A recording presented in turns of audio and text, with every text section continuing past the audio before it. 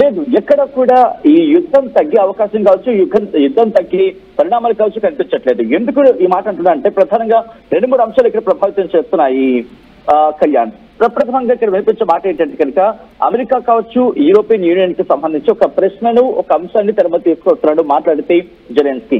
ఎందుకంటే యుద్ధం ఆగాలని కోరిక జెలెన్స్కీలో ఎక్కడైనా కనిపిస్తుంది అంటే కనుక దాదాపుగా లేదు, కాదు, కూడదు ఇటువంటి అంశం అనిపిస్తుంది. బట్ యుద్ధం ఆగాలి కానీ విజయం తానే సాధించాలి, యుద్ధం ఆగాలి కానీ విజయం తన వైపే ఉండాలి.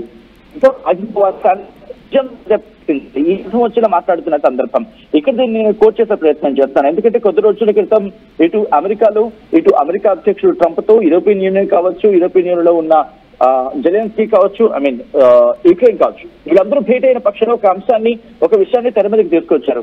ఏమంటున్నాడు ఇక్కడ జెలెన్స్కీ?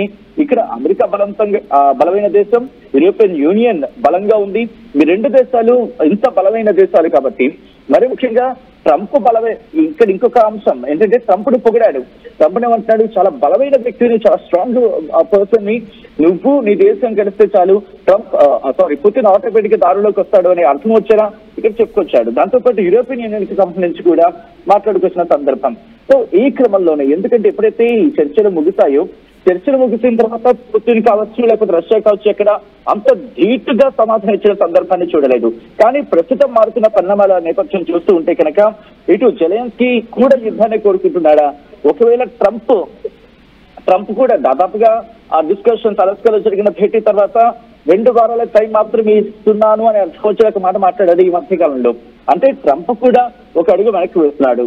జెలెన్స్కీకి కూడా యుద్ధమే కావాలి, యుద్ధంలో తాను గెలవడం కావాలి. యుద్ధం కావాలా లేకపోతే తను గెలవడం కావాలంటే కనుక ఇక్కడ ఏం కండిషన్ పెడతానంటే యుద్ధము కావాలి, యుద్ధంలో తను గెలవడము కావాలి. లేకపోతే యుద్ధం వద్దు అనుకుంటే కనుక తను గెలిచని చెప్పి నిరూపించుకునేలా, ఒక అప్పర్ హ్యాండ్ తండ్రి అని నిరూపించేలా మాత్రమే ఉండాలనే వ్యవహార శైలి మాత్రం తనలో కనిపిస్తోంది.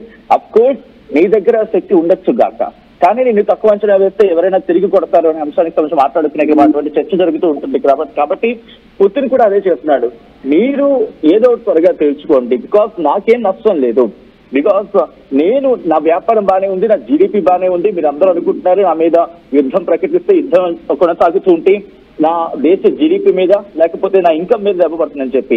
ఇంట్రెస్టింగ్ గా అమెరికా అనుకున్నది ప్రతిదీ బొక్కబోర్లా పడుతోంది ఇక్కడ. అంటే ఎక్కడా కూడా అమెరికా అనుకున్న విషయాలు ముందుకు వెళ్ళటం లేదు.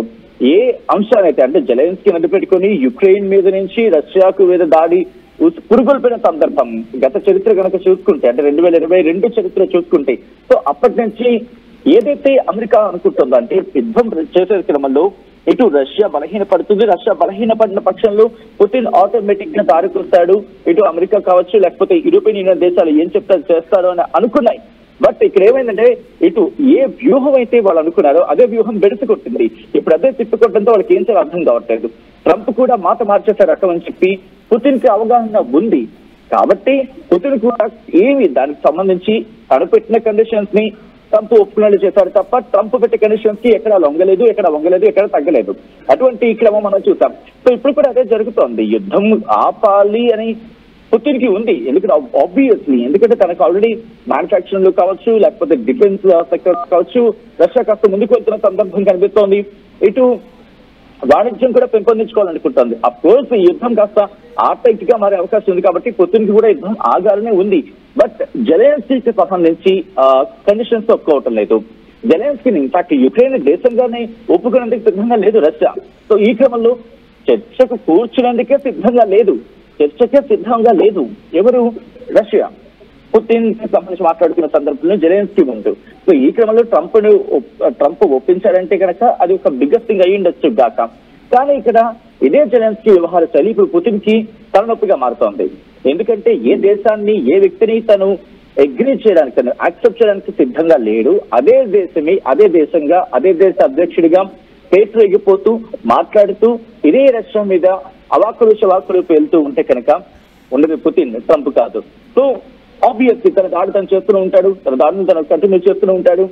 ఈ క్రమంలోనే ఎందుకంటే యుక్రెయిన్ కెలుక్కుంది. ఓ మాట మన సాధారణ వారి భాషలో చెప్పాలంటే మామూలుగా ఉన్న దేశాన్ని అంతవరకు కూడా ఇంత స్థాయిలో డ్రోన్ దాడులు చేసిన సందర్భం గత ఏడాది వరకు లేదు. ఎప్పుడైతే యుక్రెయిన్ రష్యా మీద మరీ ముఖ్యంగా వాళ్ళ మిలిటరీ ఫెసిలిటీస్ మీద దాడి చేస్తుందో వైమానిక యుద్ధాల మీద వైమానిక ఫెసిలిటీస్ మీద మాట్లాడండి. యుద్ధ విమానం మీద ఎప్పుడైతే దాడి చేస్తుందో రష్యాలోకి చొచ్చుకు వెళ్లి అప్పటి నుంచి తన వ్యూహాన్ని మార్చాడు. ఎందుకంటే శత్రువు దెబ్బ కొట్టే కన్నా ముందే దెబ్బ కొట్టాలి అని చెప్పి నిర్ణయించుకున్నాడు పుతిన్. బట్ ఈ క్రమంలోనే ఎదుర్కొనే ఎక్కడ తగ్గిన దాఖలు కావచ్చు, ఆ సందర్భాలు కావచ్చు, ఎక్కడ మెరుగుపడుతున్న సందర్భాలు. అఫ్కోర్స్ ఈ దాడిలో కూడా వాళ్ళకి గట్టిగానే డ్యామేజ్ జరిగింది. ఏకంగా 598 డ్రోన్లు అంటే it's not an easiest thing and it's not an small thing. దాంతో పాటు ఒక 30కి పైగా లైటర్ మిజైల్స్ ను ఉపయోగించారు. అంటే డ్రోన్స్ దాంతో పాటు మిజైల్స్ ను కూడా ఉపయోగించిన సందర్భం. ఈ దాడిలో దాదాపుగా 10,00,000 సంఖ్యలో ప్రాణాలు కోల్పోయినట్టుగా తెలుస్తోంది. 50లో వాళ్ళు గాయాల పాలయ్యారు యుక్రెయినియన్లు అంటూ కూడా చర్చ జరిగిందంటే అర్థం చేసుకోవచ్చు. అఫ్కోర్స్ ఈ దాడి కింద చూసే సందర్భమే. అయితే 3 ఏళ్లుగా యుద్ధం కొనసాగుతున్న క్రమంలో ట్రంప్ ప్రయత్నాలు చేస్తున్న ట్రంప్ కూడా ఎక్కడ మాట మీద నిలబడుతున్న వ్యక్తి కాదు. అది కూడా అందుకే ప్రపంచం నమ్మట్లేదు. పుతిన్ కూడా నమ్ముతున్న సిచ్యువేషన్ లేదు. బట్ ప్రపంచ పట్టణంలో ఇప్పుడు తన మీద ఒక పర్సెప్షన్ డెవలప్ అవుతోంది. ఏదో పుతినే ఇదంతా కూరండి చేస్తున్నాడు, ఆ పర్సెప్షన్ ని క్లియర్ చేసుకోవడానికి. అండ్ అలాగే ట్రంప్ వ్యవహార శైలి, ఎందుకంటే ట్రంప్ తో మాట్లాడాడు, ట్రంప్ చేశాడంటూ ఇటు ప్రపంచ అంటే జియో పాలిటిక్స్ లో ట్రంప్ సెంట్రిక్ గా ఏదో ఒక పాజిటివ్ యాంగిల్ వెళ్ళిపోతుందేమో. ఎందుకంటే ప్రపంచ మీడియా కూడా ట్రంప్ ని పల్లకి సేవ చేసేస్తుందని చెప్పి అంటే పల్లకి పెట్టి ఎత్తేస్తోంది. కాబట్టి ట్రంప్ తో ఒకసారి భేటీ అయితే ఇటు గ్లోబల్ పిక్చర్ లో తనేంటి ఏంటో అసలు ఒరిజినాలిటీ ఏంటి అనేది ఒక పర్సెప్షన్ వచ్చే అవకాశం ఉంటుంది, క్లారిటీ వచ్చే అవకాశం ఉంటుంది. కాబట్టి ఆ భేటీ జరిగినట్టుగానే భావించాలి. ఆ భేటీలో కూడా మీరు చూడండి క్లియర్ కట్ గా తన డామినెన్స్ చూపించే ప్రయత్నం చేస్తాడు. నెక్స్ట్ మీటింగ్ ఎక్కడ అంటే కనుక అది రష్యా అనే అర్థం వచ్చేలా చెప్పుకొచ్చిన సందర్భం. అంటే రష్యాలోని నెక్స్ట్ మీటింగ్ అంటూ కూడా చెప్పుకొచ్చారు. దానికి ట్రంప్ ఒప్పుకున్నాడంటే యాక్సెప్టెన్సీ అర్థమవుతోంది. ఇక్కడ వ్యూహాలు మారుతున్నాయి. సో ఈ క్రమంలోనే శాంతిని కోరుకునే యావత్ ప్రపంచం తాజాగా మీద రియాక్ట్ అవ్వాలి అంటూ కూడా యుక్రెయిన్ అధ్యక్షుడు జెలెన్స్కీ చెప్పడం ఇంట్రెస్టింగ్ గా మారింది. శాంతి మాత్రం కోరుకుంటున్నావు తప్ప తిరిగి యుద్ధానికి నువ్వే పురుగులుపుతున్నావు, నువ్వే మాట్లాడుతున్నావు, నువ్వే దాడి చేయాలంటున్నావు. సో ఇటువంటి పరిస్థితులు కనిపిస్తున్న నేపథ్యం ఉంది. కాబట్టి ఇప్పుడు ఏం జరగబోతుంది అనేది ఇటు గ్లోబల్ లెవెల్లో అందరూ చూస్తున్న పరిస్థితి. ఎందుకంటే కియవ్ కి సంబంధించి కియవ్ నగరం దాదాపు 20 ప్రాంతాల్లో డ్రోన్ దాడులు జరిగినట్లు చర్చ జరుగుతున్న క్రమం. అంటే 100 భవనాలకు దెబ్బతిన్నాయి, కొన్ని భవనాలు పాక్షికంగా దెబ్బతిన్నాయి. దాదాపుగా 500కు పైగా డ్రోన్లు, 10,000 సంఖ్యలో మిసైల్స్ ని ఈ నేపథ్యంలోనే యుక్రెయిన్ ఏమంటుంది వాటిని పేల్చేస్తామంటుంది. ఎందుకంటే దాడులు జరిగేది కూడా ఇంకొక చర్చ జరుగుతుంది. కాబట్టి ఇటువంటి యుద్ధ సమయంలో ఎక్కడ మనం దాన్ని ఏమంటారు గన్ షాట్ గా ఇది రైట్ ఇన్ఫర్మేషన్ అనే అంశానికి సంబంధించి అంటే పర్సెప్షన్స్ మాత్రం ఇక్కడ వచ్చే అవకాశం ఉంటుంది. అంటే యుక్రెయిన్ దాడి చేస్తుందని చెప్పి రష్యా చెప్పిన వర్షన్ మాత్రమే బయటకు వస్తుంది, రష్యా దాడి చేస్తుందని చెప్పి యుక్రెయిన్ చెప్పే వర్షన్ మాత్రమే వస్తుంది. బట్ ఇక్కడ ఏది నిజం అనేది బస్ ఆయా దేశాలు నిర్ధారించిన అవసరం ఉంటుంది. బట్ ఆ ఇన్ఫర్మేషన్ గురించి మాట్లాడుకునే క్రమంలో కూడా ఎవరు ఏంటి అనేది ప్రస్తుతం క్లారిటీ వస్తున్న పరిస్థితులు. జెలెన్స్కీ ఏం కోరుకుంటున్నాడని జెలెన్స్కీ పూర్తిసారి చెప్పట్లేదు. బట్ పుతిన్ ఏం కోరుకుంటున్నాడని మాత్రం దాడిలో బట్టి అర్థమవుతోంది. తను కోరుకుంటోంది కొన్ని కండిషన్స్ ఉన్నాయి, ఆ కండిషన్స్ కి జెలెన్స్కీ ఒప్పుకొని and at the same time Zelensky కాస్త కామ్ గా ఉంటే ఓకే, లేకపోతే తన దాడిని ఇలాగే తీవ్రతరం చేస్తారని ఒక అర్థం వచ్చేలా మాత్రం ఈ బాంబుల దాడి కొనసాగుతుంది అనడంలో ఎటువంటి అతిశక్తి లేదు. బట్ బిఫోర్ సెడ్ ఈ 2 దేశాలు కూడా కూర్చొని మాట్లాడుకుంటే ఒకరికి వచ్చే అవకాశం ఉంటుంది. బట్ ఇక్కడ మరీ ఇంట్రెస్టింగ్ ఏంటంటే జెలెన్స్కీని కావచ్చు, యుక్రెయిన్ కావచ్చు యాక్సెప్ట్ చేసేందుకు పుతిన్ సిద్ధంగా లేని సిచ్యువేషన్ లో ఇప్పుడు అంత వేగంగా చర్చ జరుగుతుందా? పుతిన్ ప్రయత్నాల కన్నా అనుకోవడానికన్నా ట్రంప్ ప్రయత్నాలు ఇక్కడ వ్యక్తం అవుతున్నాయా?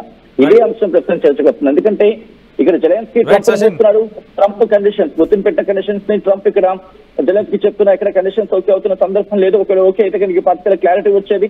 బట్ ఇదంతా కూడా ఏదో మనం అంటూ ఉంటాం ట్రయాంగిల్ స్టోరీ అంటూ ఉంటాం. మీ ట్రయాంగిల్ స్టోరీలో ఎక్కడ కూడా డాట్స్ అనేవి కనెక్ట్ అవ్వట్లేదు. డాట్స్ ఆ షేప్ మాత్రం ట్రయాంగిల్ కనిపిస్తుంది తప్ప ఎక్కడ కనెక్ట్ అవుతున్న సందర్భం లేదని చెప్పుకోవచ్చు.